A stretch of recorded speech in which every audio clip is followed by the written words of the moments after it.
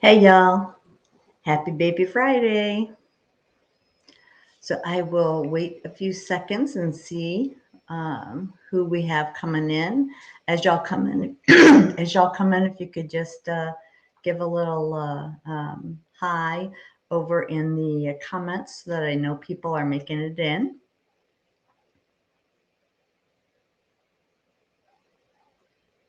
I have already gone and put some links in the comments for everybody that showed the things that I'm going to go through in a little bit with our CMS Alphabet Soup today, so that after the broadcast, when you go back through or when you're watching a replay of the broadcast, you'll be able to have all the links to everything that I'm going to discuss today. Hi, Tammy. Good morning. Glad that you could make it. I don't know about y'all, but whew, I am tired from all of our holiday goings on, and we're still not done yet. We still have New Year's coming up. So I hope everybody had a good Christmas and was able to enjoy some time with family and friends and things like that. Hi, Diana. Good to see you. Well, not see you exactly, but I'm glad you could make it. We'll give just a few minutes to see if we get some more people coming in. I don't want to see a lot of people coming in and then, be halfway through what I'm talking about. But what I plan on going through today, one of the things that I noticed with my clients, I will get calls sometimes and they will say, oh, we just got a letter and it says they want this or they want that. And good morning, Gokul. And hi, Charmaine, how you doing? And I'll ask them, who was the letter from? And then I get well, I don't know, and or they'll try to find it on the paper, and they don't understand, who that entity is. So I thought I'd do a little presentation. Hi, Eileen. So that I do a little presentation and just kind of run through from a CMS standpoint, at least, all the different places and different people that can be looking at your stuff, because there's a whole lot out there. And a lot of times when stuff comes, if it doesn't have CMS's logo on the letterhead, you're unsure of, who exactly they are and what power or rights they have to be asking for information from you. And you don't want to, of course, turn over any PHI, patient information, sensitive information to someplace that, you have no clue who it is. So let me go ahead and share my screen. I'll bring up the presentation. Hi, Diane. Good morning.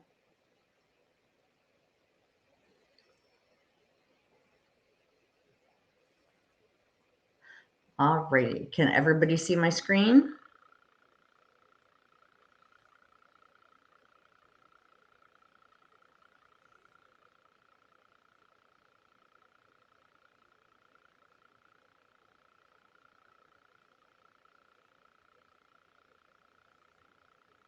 Okay, good. And as I said, I've already put the links in the comments for y'all, so you can go through those and take a look at them. But I will also show them to you on the screen after I'm done with my little slide presentation here, so that y'all can reference it back. So I just notated this as CMS's Alphabet Soup, to kind of go through some things and look at who is going to be taking a look or who can take a look at your stuff. So let's go ahead and get going here. So I have a couple listed, and the first one is the Zpics. And I put the Zpics in here because they're kind of broken up now, and they've moved over to UPICs, but there are still some active Zpics out there, or it's a term that people may be more familiar with than the UPICs. So I just wanted to kind of go through the Zpics, because the UPICs are basically the same. So Zpic stands for Zone Program Integrity Contractor. There were 7 zones across the United States, and they were apportioned out between 3 different Zpics that did the work for CMS. And it was Safeguard Services, Advanced Med, and Health Integrity. So these are federal contractors, and depending on the facts in the case that they're looking at, a Zpic can initiate a number of administrative sanctions against a provider or a supplier. So they are looking for fraudulent billing, and they kind of have, they had a little bit of a leeway. They can conduct audits and also directly impose sanctions on a practice or a supplier, depending on, what they're looking at. Typical sanctions and or corrective actions that they took could be things like issuing written educational letters, advising a provider or a supplier of their concerns with the provider's billing practices or conduct. So kind of just a, hey, this kind of doesn't look right to us. They could also revoke a provider's assignment privileges. They could place a provider on prepayment review, and we all know that's a nightmare. They also could suspend a provider's payment or pursue overpayment, and also refer cases to CMS or the Department of Justice, the DOJ. Also, they can go to they could refer cases to state licensing boards and other societies, kind of put them on notice that they had a provider or a supplier or, an entity that was not doing things correctly, and they, have been accusing them at that point of abuse or fraud. And as I said earlier, the Zpics have been replaced by the UPICs. So with the Zpics, there were 4 primary triggers for audits, and the same thing has kind of followed through with the UPICs. They look at data analytics, so they do a lot of data mining.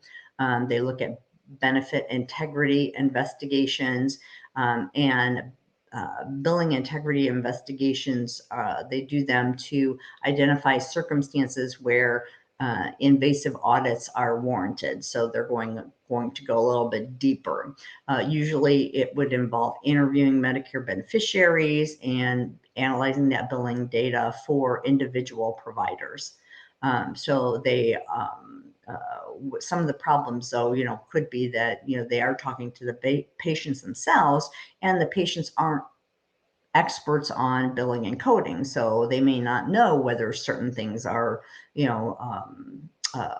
all right to be doing or not, just, asking them basic questions about did they have certain services. Well, depending on how the question's asked, the patient may not understand what that service means. So, sometimes the data also doesn't tell the whole story of what's going on. Also, they do it by complaints from patients or employees.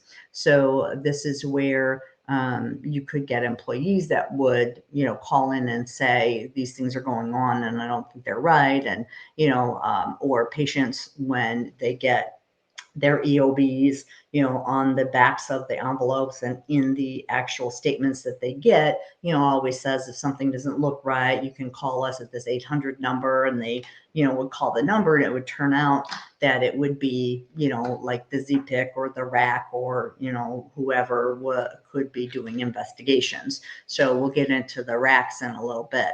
Also, they sometimes did work by referral from the federal authorities, because they may have gotten referrals from CMS where CMS had noticed something, and so then they would turn it over to the Zpics.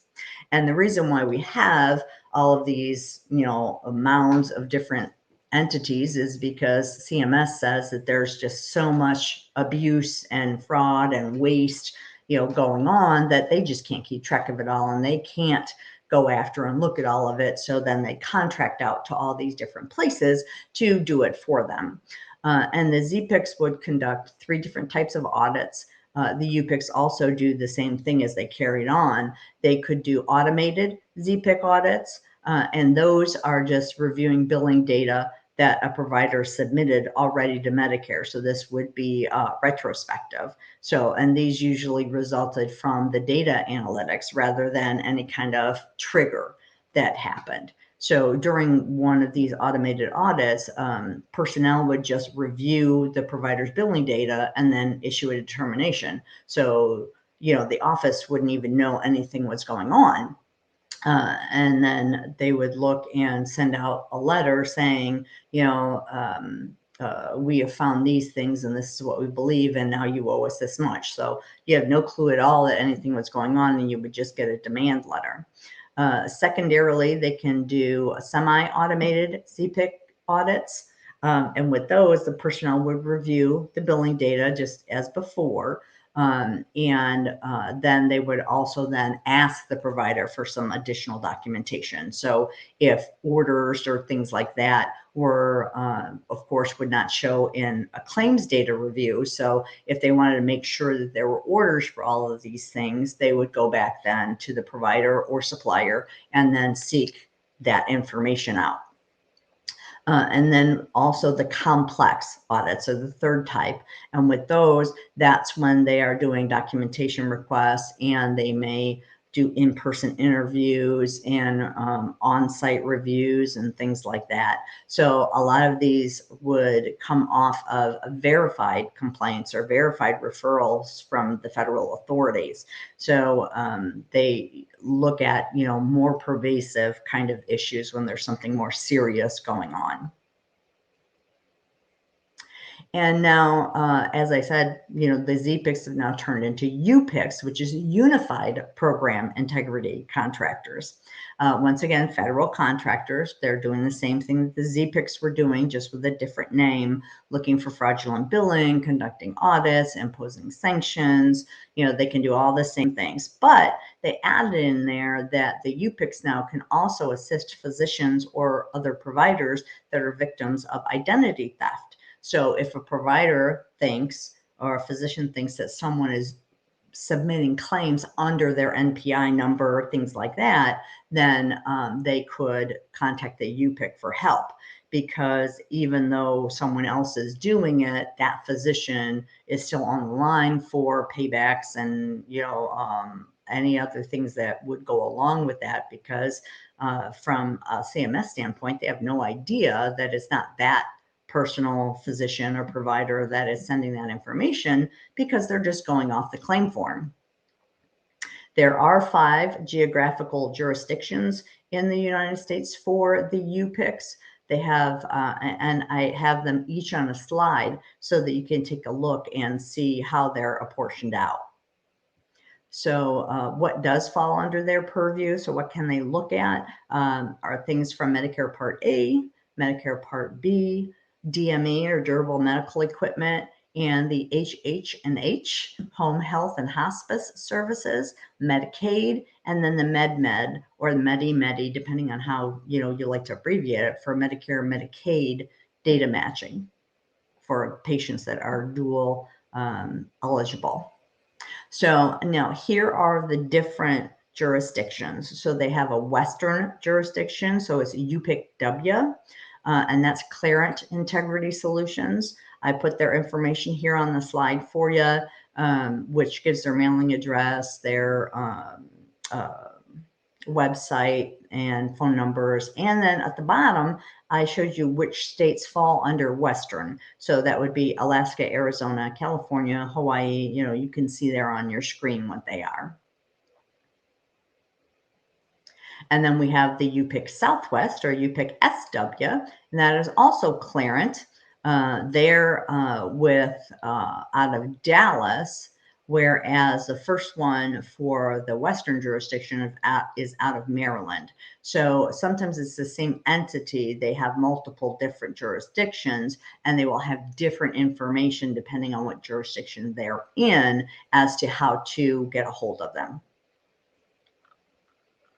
And those southwestern states are listed there again on the screen: Colorado, New Mexico, Oklahoma, Texas, Arkansas, Louisiana, and Mississippi. And then we have the UPIC Midwest, which is Covent Bridge. And I gave you, now on the site, they just give the information that the UPIC gives out. So here the UPIC has given their website and their phone number, but not an address. So for some of these, there's not as much information as for others. So we just kind of have to take what they give us. There, the Midwestern states are listed for you.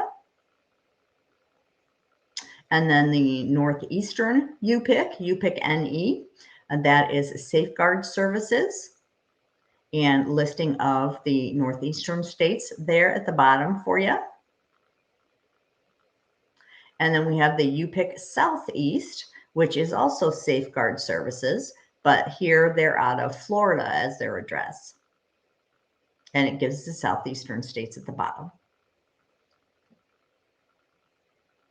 So with the UPICs, how they got the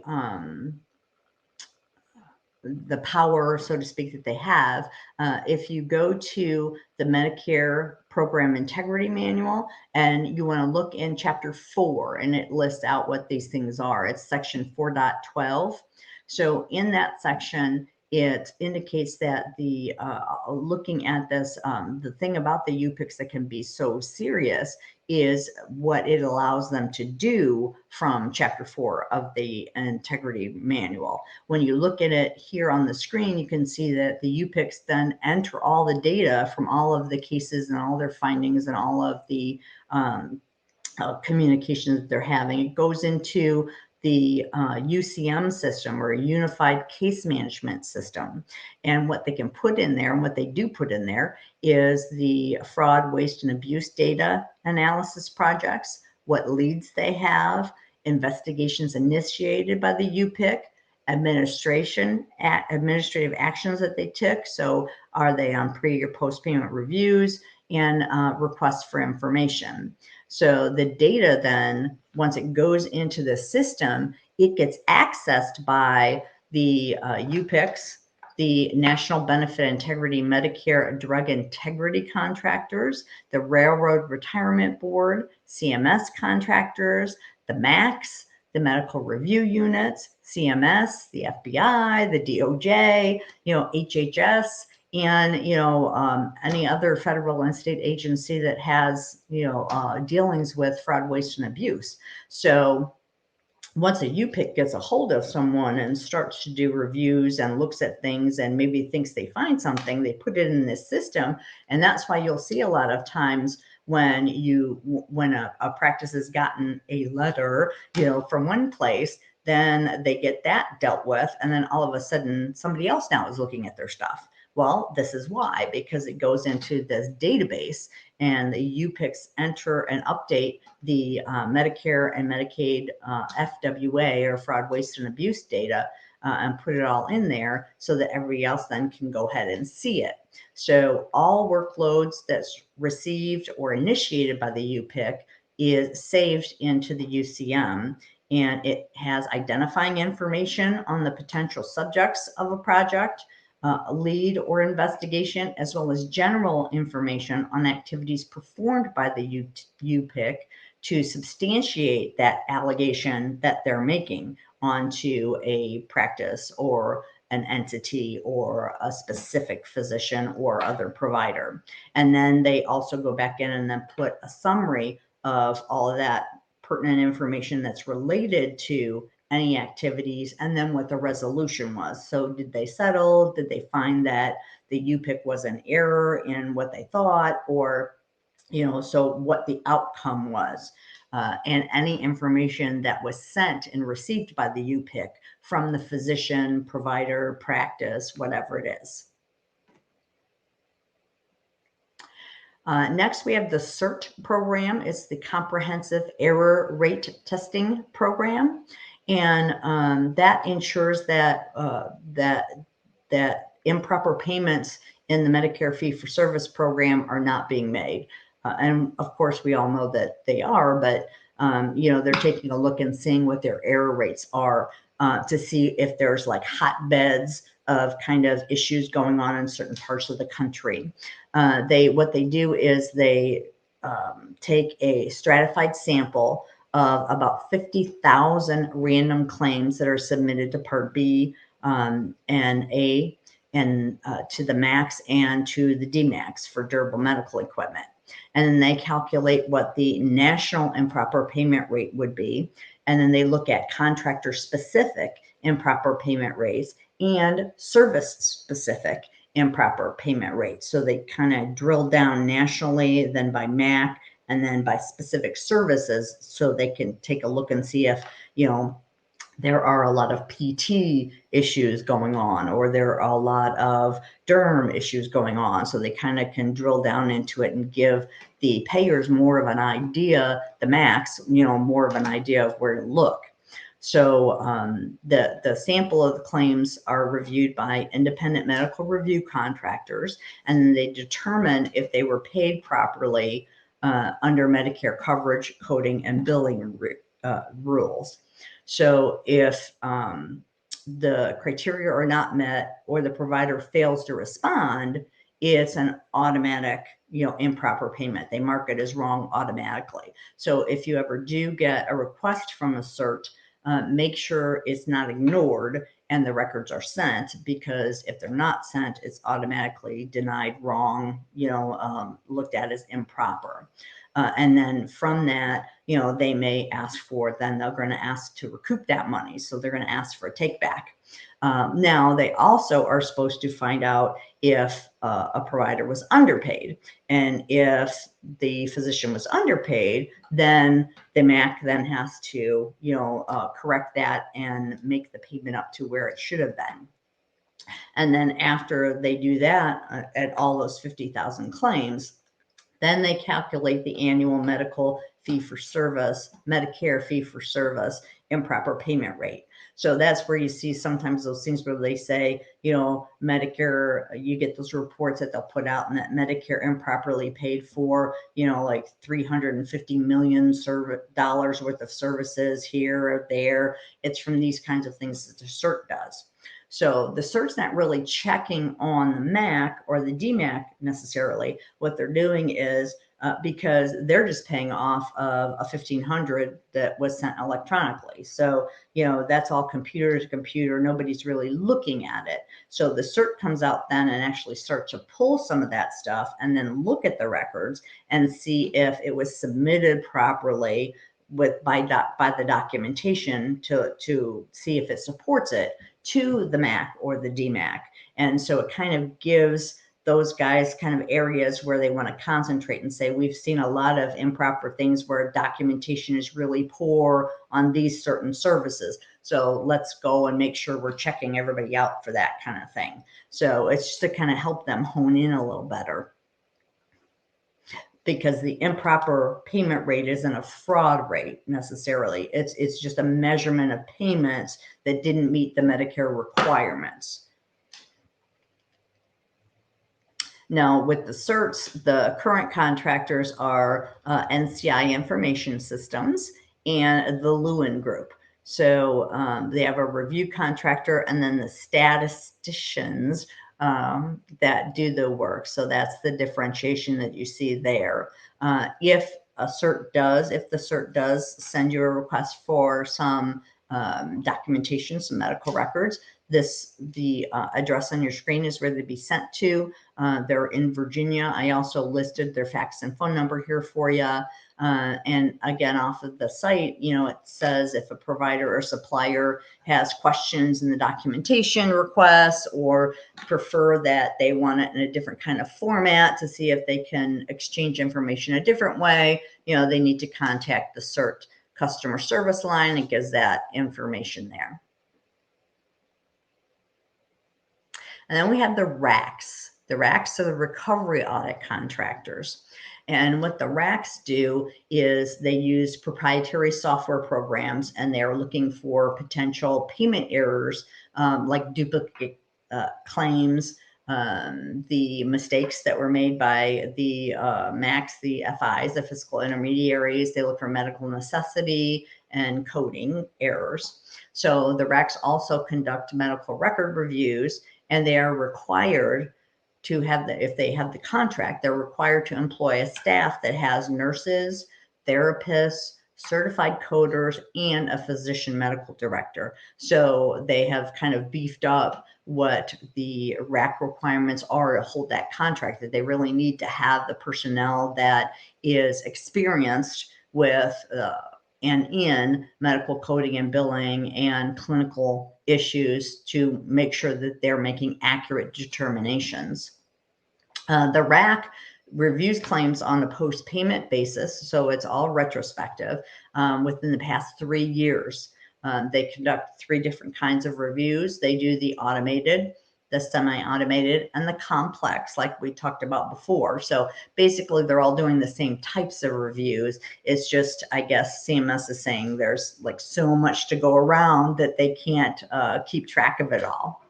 And a RAC auditor can request a maximum of 10 medical records from a provider in a 45-day period. So they do have some restrictions that they have to go under. So the time period may be that may be reviewed is 3 years. So that's how far they can go, but only 10 records within a 45-day period.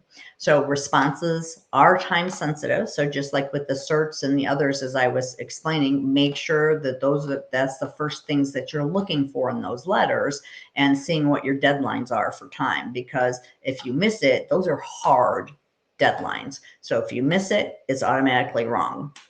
If you need more time, you can request an extension and it can be given, so that you can get more time together.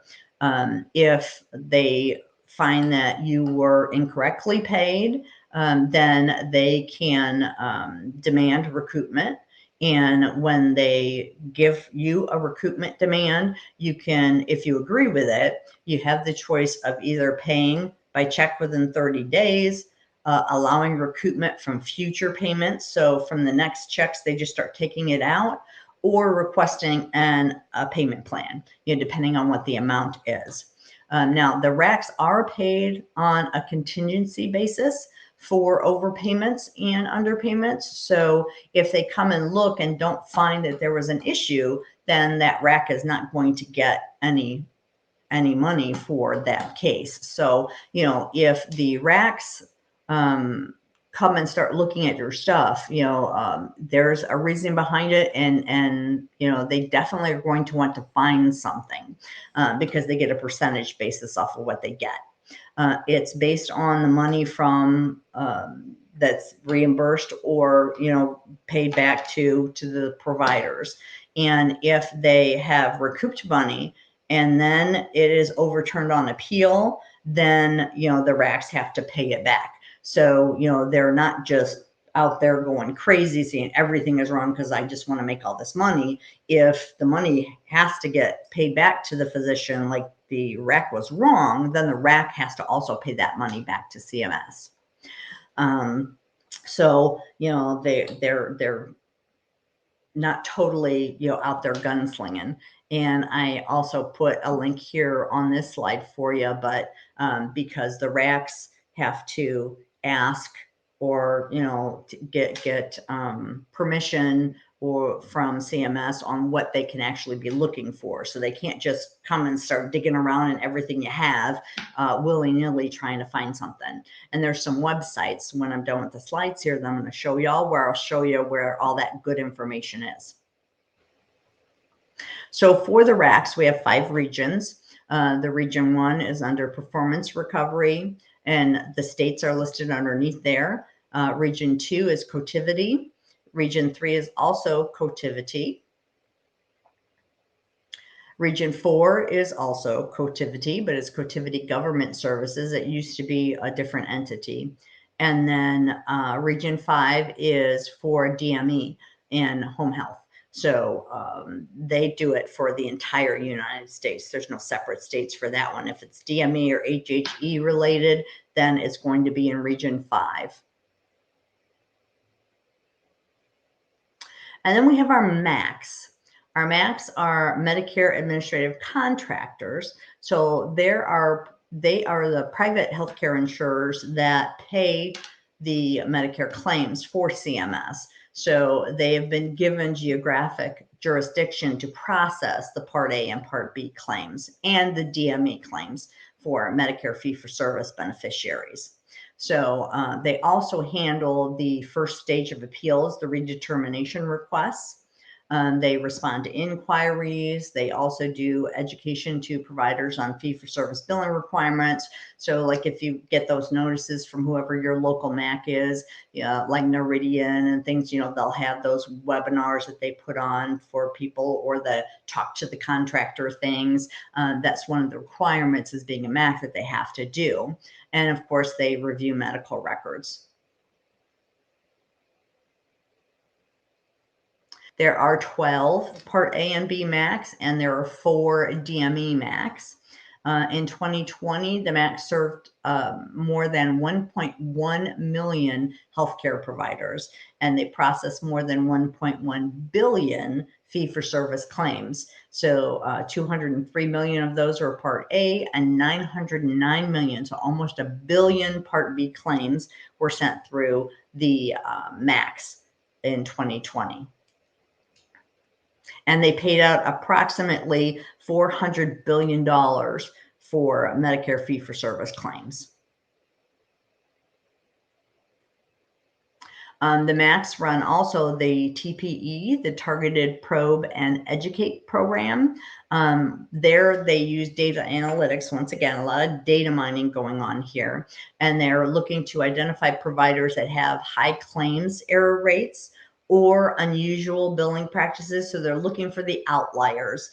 And if they see it, and sometimes it's stuff like, the signature requirements aren't being met, and it's not like fraudulent issues. It's just kind of things that they're noticing where the specific billing requirements aren't met, or the orders aren't where they need to be, and things like that. And so they'll work with the provider to correct those issues. And then, once they, do okay with it, they're kind of left alone. They leave them alone. So if you look at the screen, it's some of the common claim errors I see are, as I said, the signature or certifying physician is not included. Documentation doesn't meet medical necessity. The encounter notes don't support all the elements of eligibility. So if there's like an LCD or an NCD about these things have to be done in order for us to pay for this, and then they're looking at things and, 1 or 2 of those things are not listed or not documented, kind of thing, or missing or incomplete initial certifications or recertifications, if we're talking about DME.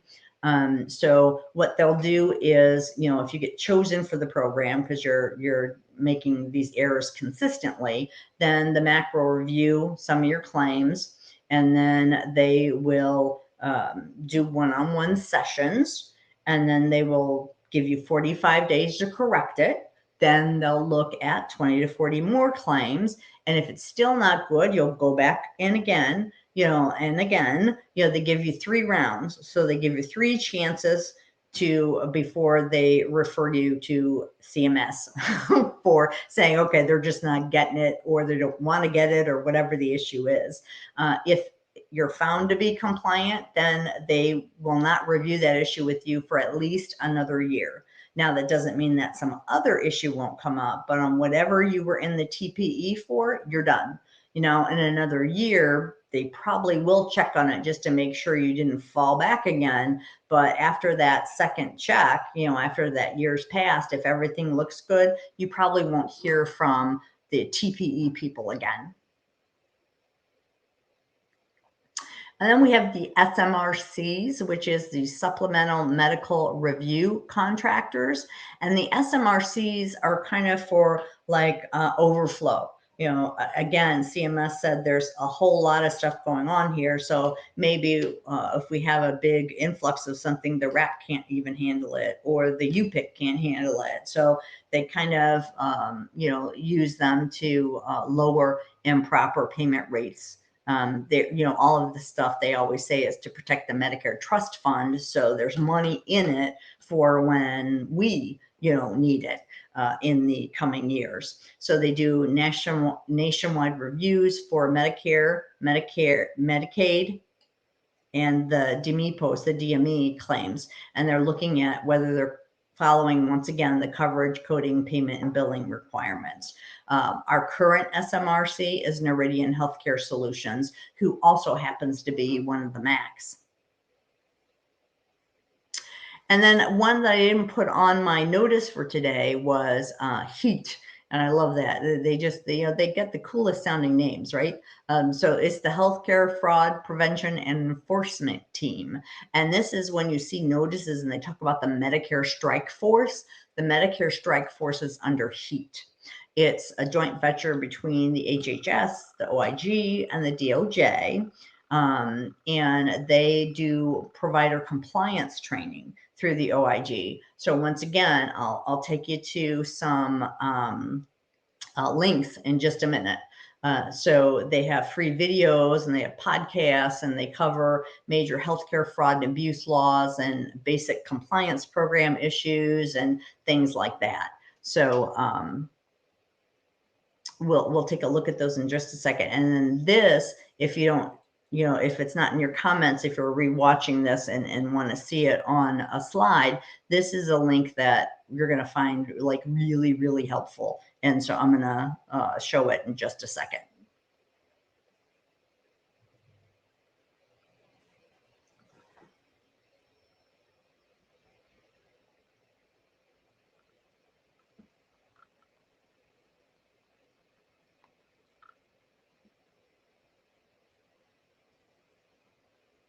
Okay, so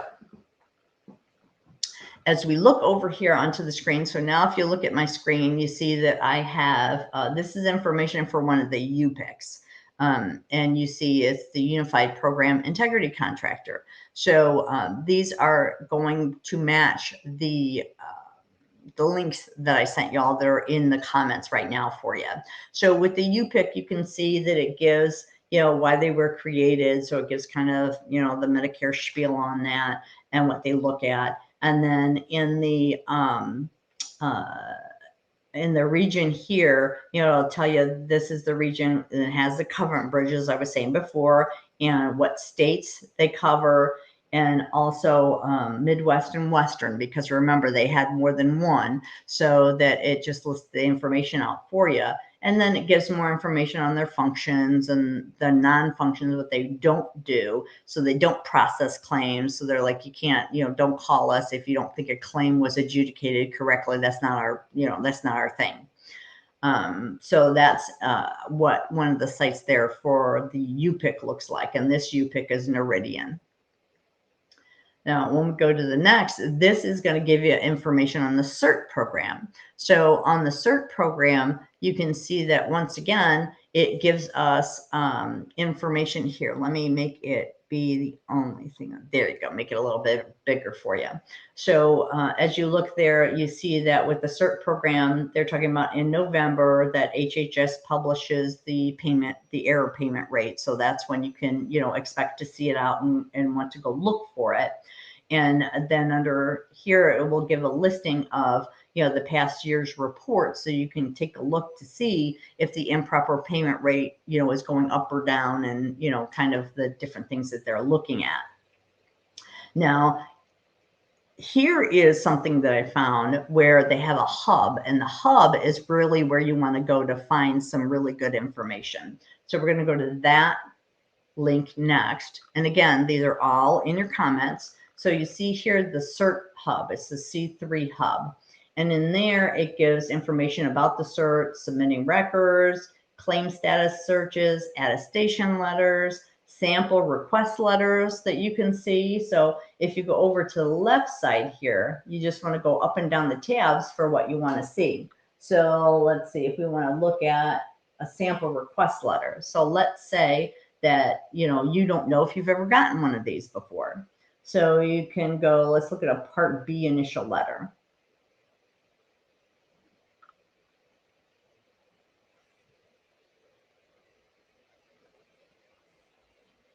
So you can see here at the top, it's got the CMS logo on it. And then it'll tell you that they are requesting a first letter. This is a first letter request. And that this is for the CERT program. And you were selected randomly. And this is what they want. Medical records are required from you. And they'll tell you when, and they give you the consequences if you don't respond. And then the instructions, how you can submit it, and then who to call if you have questions. Also out here, you can see that they have document requested listings, psychotherapy notes, FAQs. So if you're wondering, you know, some of these other issues, maybe see if your question is in here. If you have questions about the cert, they have a thing for the different CMS links that you can go to and visit. And then if you still have questions, you know, then you can contact them, and that gives their contact information there. So pretty good, pretty laid out well. This is nice. This is a nice link. I had not had this link before, but now that I found it, you know, I wanted to share it. And I also will be using this quite often for my clients that are getting these cert request letters. So you can go in there. Also with the sample request letters, you see that they have one for DME, one for Part A, for Part A, inpatient hospital, chiropractic. So you can go in there and look and see whatever kind of specialty you are, kind of practice you are, to see where you're falling in there, what one of those letters may look like. They also do have them, as you can see here, in English and in Spanish. And then we have the RACs, the recovery audit contractors that I was talking about. And so here it asks if you've got questions. Here's the site, and then it does list by region, like we were seeing before, as I had on those slides, and it gives you the states, gives you their website, their email, the phone number, the same things that I had on the slides, but it's here on a link for you. And then it gives you the nice little map of the United States. Now up under here also, with the topics. Remember, I was saying that the RACs can only look at things that are approved by CMS. So you can go here onto the RAC site and click and see what their approved topics are. So that would allow you, okay, it's thinking. That will allow you to see what the RACs are looking for, to see if any of it applies to your practice. Now, they do put it on, I don't know why, I guess you can, let's see, let's turn this to where. They do put it back, there we go. So now we've got 2021 up at the start. So you can see in 2021 and what month they started looking at these things. And then over here to the left is the issue name that they're looking at. So they're looking at enteral nutrition, they're looking at parenteral nutrition, they're looking at spinal cord stimulation, medical necessity and documentation requirements. They're looking at PET scans. They're looking at vagus nerve stimulation. So, you know, you can just kind of go through here and see. It also then will tell you what kind of review is being done. Remember, I had said they could do those automated, those semi-automated, or the complex.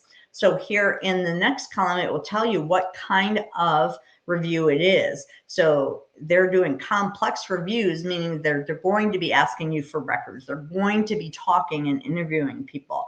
So this is not a review that if you were under it, you wouldn't know. You would know if it's a complex review.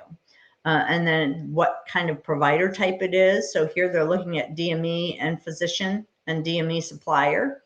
And then it'll tell you what MAC jurisdiction it is under, and then it gives you the approved date. So you can just kind of scroll through these, you know, and see if any of this stuff is going to apply to where you are.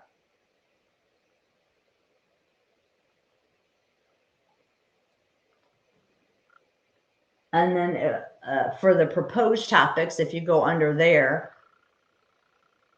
aren't any proposed topics, at least showing here. It just says, if you have questions, we welcome feedback, and, you know, go ahead and take a look and see. But that's where you're going to find the RAC issues. Then the MACs, you know, the Medicare Administrative Contractors, they have those all listed on this link. And so it tells us, it will give you the current map. It also tells us the AB max and the HH and H areas and the DME max. So it kind of breaks it down for you, lists the MAC and what their jurisdiction is, the DMEs and what their jurisdiction is. But then further, you can go to the, no, that's not the map I wanted.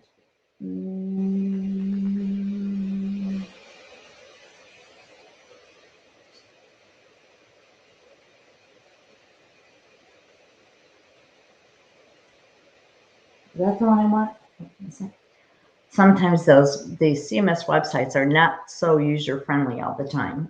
Sometimes you wonder if you're in the right area or not. And then it goes into the Supplemental Medical Review Contractor, the SMRCs that I was talking about. So here it talks about them being able to send you documentation requests, what they do if there's overpayments. So Noridian will notify CMS.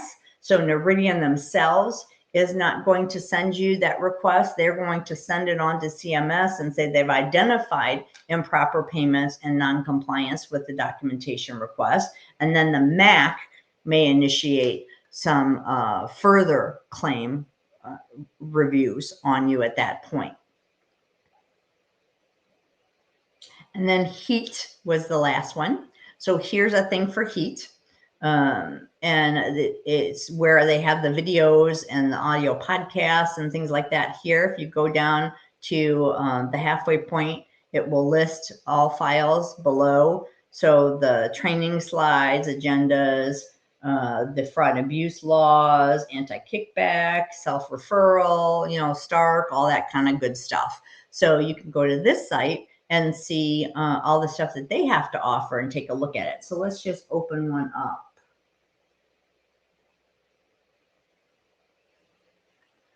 And this is just like a one pager. So it shows what the false claim statutes are, where you can go to look for that, and you know where to go to look for more information from those things. If that's something that you are concerned with. And they also have modules here you can look at. They have training webcast modules. They have 16 different individual modules that you can look at for compliance training. They also, as I said before, they also do have a podcast. So you can go there and take a look at their podcast so you can listen to those. And then the last thing, this is the one I'm excited about. This was on the last slide that I put in my presentation. This is the directory. So this is also, I'm just going back up to the top. This is also in your comment slides. So in this directory, you can go to whatever state that your practice is in. I'll pick Florida, and then it brings up all the stuff for Florida, like who your MAC is. You can click who the DME MAC is, who the HH&H coverage is, who the railroad retirement benefits goes to, and then who the recovery audit contractor is, and who the UPIC is. So you can get all of that stuff that we looked in all of those different slides for, and go to this directory and get them all there. And then once you go down further, you can see the medical review, what jurisdiction you're in.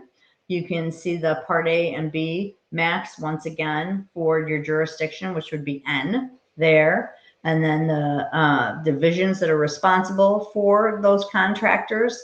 And then more information. As you can see, it just gets program after program.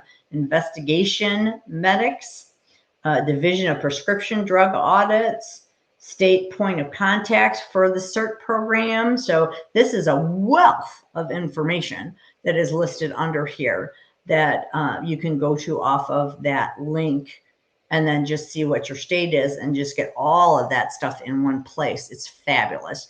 But, you know, if you want to have bookmarks for certain things, you know, that's probably what I would do so that you can have all this information handy when you need it.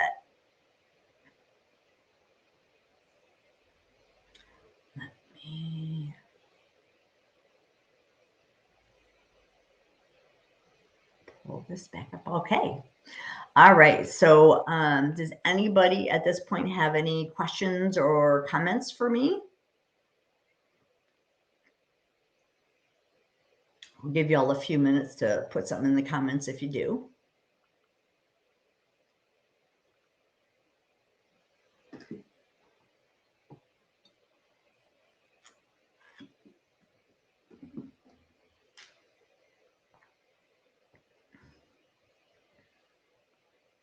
Okay, I'm not seeing anything come in.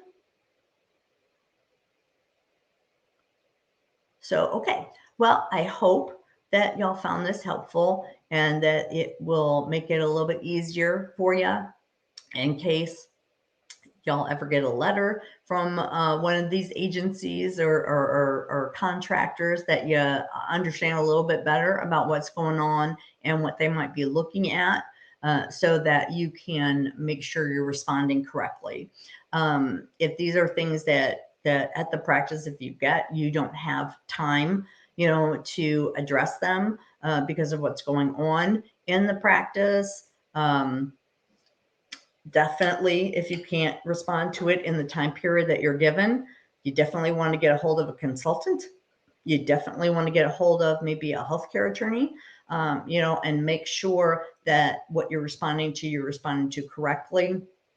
Because, once the deadline is passed, as I had said multiple times, then, it's considered denied and you're going to end up having that recouped from the government. So make sure that you answer those, get outside help if you need it, and just send everything that they're asking you for, but not everything in a patient's medical record either, right? You want to make sure you're only responding to the requests that you're given, not sending out extra information, because you don't want to kind of open the door a little bit more for them to ask you for anything else. So just respond to what has been asked, respond in a timely manner, and get outside help if you can't do it.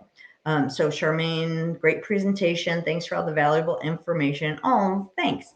Have a happy and safe new year. Oh, thanks, Charmaine. I appreciate that. All right. So if no one else has any questions or comments, I appreciate everybody's time today, being so close to the new year. So happy new year, everybody. And next year, look for more healthcare happenings. We're going to have Mike Skopoulos back. I'm going to have hopefully Jennifer McNamara from Ozark is going to be on. Sonal Patel, who does the Paint the Medical Picture podcast. I said that she'd come on and be a guest. So I'm looking to kind of, spread out a little more and do some different things for everybody for next year. So thank you. Have a happy new year and be safe.